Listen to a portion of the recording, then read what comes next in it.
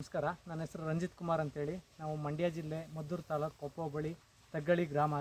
ಇದು ನಾವು 1 ಎಕರೆ ತೋಟದಲ್ಲಿ ಜಾಗದಲ್ಲಿ ಅಡಿಕೆ ಸಮಗ್ರ ಕೃಷಿ ಮಾಡ್ತಾಯಿದ್ದೀವಿ. ಅಡಿಕೆ, ತೆಂಗು, ಬಾಳೆ, ಹಾಗೆ ಏಲಕ್ಕಿ, ಕಾಳುಮೆಣಸು ಎಲ್ಲನೂ ಮಾಡ್ತಾಯಿದ್ದೀವಿ.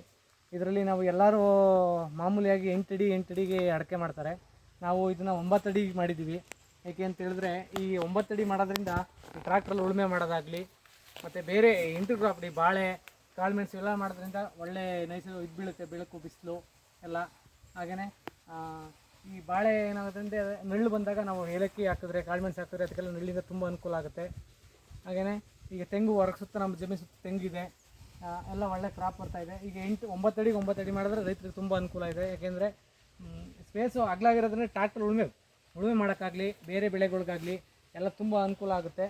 ಹಾಗೆಯೇ ರೈತರು ಈ 8 ಅಡಿ ಕಾನ್ಸೆಪ್ಟ್ ನಮಗೆ ಅಗಲ ಆಗ್ಬಿಡ್ತು, ಇದು ಇಳುವರಿ ಬರಲ್ಲ, ಅದನ್ನು ಬಿಡಬೇಕು.